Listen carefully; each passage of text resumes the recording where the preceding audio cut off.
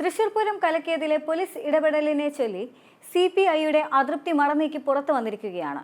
ഈ സാഹചര്യത്തിൽ CPIയെ UDFിലേക്ക് സ്വാഗതം ചെയ്യുകയാണ് KPCC പ്രസിഡന്റ് K. സുധാകരൻ. അഭിമാനം പണയം വെച്ചുകൊണ്ട് CPI എന്തിന് LDFിൽ ശ്വാസം മുട്ടി നിൽക്കുന്നുവെന്നാണ് സുധാകരൻ ചോദിക്കുന്നത്. തിരുത്താൻ തയ്യാറാണെങ്കിൽ CPIയെ UDFിൽ സ്വീകരിക്കുമെന്നും സുധാകരൻ പറയുന്നുണ്ട്. അൻവർ പഴയ നിലപാട് തിരുത്തി വരട്ടെ, അപ്പോൾ കോൺഗ്രസിൽ എടുക്കുമെന്നും അപ്പോൾ പരിഗണിക്കാമെന്നും സുധാകരൻ പറഞ്ഞു. മുഖ്യമന്ത്രിക്ക് ഇരട്ട മുഖമാണുള്ളത്. ഒന്ന് ഭരണപക്ഷത്തിൻ്റെത്, മറ്റൊന്ന് പ്രതിപക്ഷത്തിൻ്റെത്. PV അൻവർ മുഖ്യമന്ത്രിയെ ഭീഷണിപ്പെടുത്തുകയാണ്. അൻവറിനെ CPM പാർലമെന്ററി പാർട്ടിയിൽ എന്തിനു നിലനിർത്തുന്നതെന്ന് സുധാകരൻ ചോദിച്ചു. പുറത്താക്കിയാൽ പലതും പുറത്തുവരുമെന്ന ഭയമാണ് ഉള്ളതെന്നും സുധാകരൻ ആരോപിക്കുന്നുണ്ട്. ഇതിനിടെയാണ് PV അൻവറിനെ സ്വാഗതം ചെയ്തുകൊണ്ട് മുസ്ലിം ലീഗ് നിലമ്പൂർ നേതൃത്വം രംഗത്തെത്തിയത്. ലീഗ് നിലമ്പൂർ മണ്ഡലം പ്രസിഡന്റായ ഇക്ബാൽ മുണ്ടേരി ഫേസ്ബുക്ക് പോസ്റ്റിലൂടെയാണ് ഇക്കാര്യം വ്യക്തമാക്കിയത്. അൻവർ പറയുന്ന പല കാര്യങ്ങളും സത്യസന്ധമാണെന്നും നാടിനെ നന്മയ്ക്കായി ഒരുമിച്ച് പോരാടാമെന്നും ഇക്ബാൽ മുണ്ടേരി പോസ്റ്റിൽ വ്യക്തമാക്കുന്നുണ്ട്. മുഖ്യമന്ത്രി വിശ്വാസത്തിലെടുക്കാത്തതിൽ അൻവറിന് നിരാശയുണ്ട്. സ്വാതന്ത്ര്യ സമര സേനാനി ഷൗക്കത്ത് അലി ഷാഹിബിന്റെ മകനായ PV അൻവറിന്റെ യഥാർത്ഥ മുഖമാണ് പിണറായി വിജയന് കാണേണ്ടത്. ഈ ദുഷ്ടശക്തികൾക്കെതിരെ നാടിന്റെ നന്മയ്ക്ക് വേണ്ടി നമുക്ക് ഒരുമിച്ച് പോരാടാമെന്നും ഇക്ബാൽ മുണ്ടേരി പറയുന്നുണ്ട്. ഈ ഭരണം സംഘപരിവാറിന് കുടപിടിക്കുകയാണ് എന്നും മുഖ്യമന്ത്രിയും അദ്ദേഹത്തിന്റെ ഓഫീസും എല്ലാത്തരം അഴിമതികളുടെയും കൂത്തരങ്ങായി മാറിയിട്ടുണ്ടെന്നും വർഷങ്ങളായി മുസ്ലിം ലീഗും UDFും പറഞ്ഞുകൊണ്ടിരിക്കുന്നതാണ് ഇതെന്നും അദ്ദേഹം പറഞ്ഞു. ഈ നിലപാടാണ് സത്യമെന്ന് തിരിച്ചറിഞ്ഞുകൊണ്ട് അതിന്റെ കൂടെ നിൽക്കാൻ പഴയ കോൺഗ്രസുകാരനായ അൻവർ തയ്യാറാവുന്ന ഘട്ടത്തിന് സമയമായി മാറുകയാണെന്നും ഇക്ബാൽ മുണ്ടേരി ഫേസ്ബുക്ക് പോസ്റ്റിൽ വ്യക്തമാക്കുന്നുണ്ട്. അൻവറിനെ സ്വാഗതം ചെയ്തുകൊണ്ടുള്ള പോസ്റ്റ് വാർത്തയായതിനു പിന്നാലെ ഇക്ബാൽ മുണ്ടേരി FB പോസ്റ്റ് പിൻവലിക്കുകയായിരുന്നു.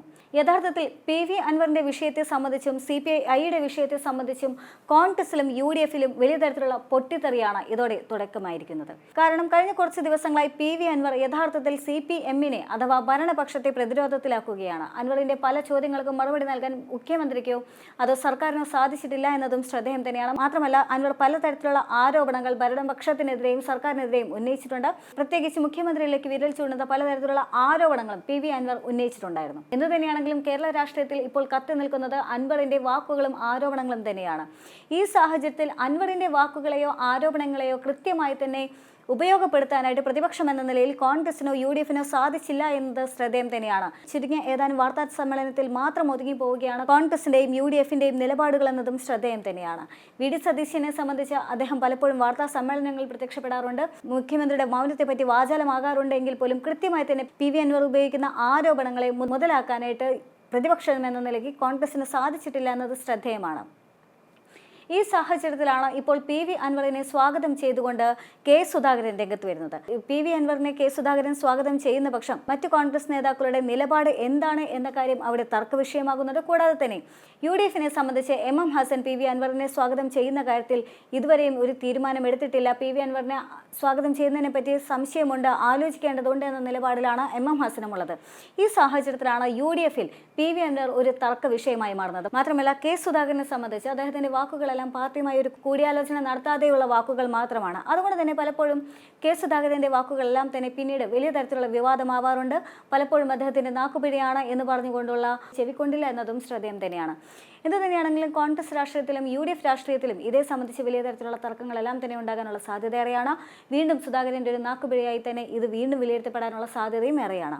ഇനി അതേസമയം തന്നെ CPIയിലേക്ക് വരികയാണെങ്കിൽ CPMനെ സ്വാഗതം ചെയ്തുകൊണ്ട് മുൻപ് MM ഹസനും കുഞ്ഞാലിക്കുട്ടിയെല്ലാം തന്നെ രംഗത്ത് വന്നിട്ടുണ്ടായിരുന്നു. തെരഞ്ഞെടുപ്പ് ഫലത്തെ തുടർന്നായിരുന്നു അത്തരമൊരു ക്ഷണമെല്ലാം തന്നെ യഥാർത്ഥത്തിൽ CPIക്ക് ലഭിച്ചിട്ടുണ്ടായിരുന്നത്.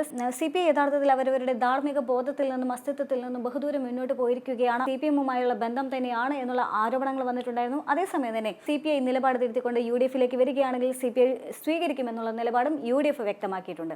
എന്തു തന്നെയാണെങ്കിലും PV അൻവർ തൊടുത്തുവിട്ടിട്ടുള്ള അമ്പ് ഇപ്പോൾ കേരള രാഷ്ട്രീയത്തിൽ വലിയ തരത്തിലുള്ള പ്രത്യാഘാതങ്ങൾ ഉണ്ടാക്കിയെന്ന് തന്നെ വേണം പറയാൻ. CPMനെ സംബന്ധിച്ച് CPM ഇപ്പോഴും കൃത്യമായ നിലപാടിലെത്തിയിട്ടില്ല.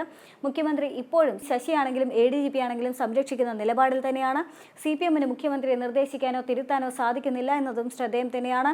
ഇതിനെതിരെ CPMനുള്ളിൽ നിന്ന് പോലും വലിയ തരത്തിലുള്ള പുകച്ചിലുകൾ ഉണ്ടാകുന്നുണ്ട് എന്നുള്ള കാര്യവും ശ്രദ്ധേയം തന്നെയാണ്. ഈ സാഹചര്യത്തിലാണ് അൻവറിനും CPIക്കും UDFിലേക്ക് ഒരു ക്ഷണമുണ്ടാകുന്നത് എന്നതും ശ്രദ്ധേയമാണ്. ഇതേ സാഹചര്യത്തിൽ ഇരുവരും ഇടതു മുന്നണിയിൽ നിന്നും UDFിലേക്ക് മാറുകയാണെങ്കിൽ അത് ഇടതുപക്ഷത്തെ സംബന്ധിച്ച് വലിയ തരത്തിൽ പ്രതിരോധത്തിലാക്കാനുള്ള സാധ്യതയേറെയാണ്.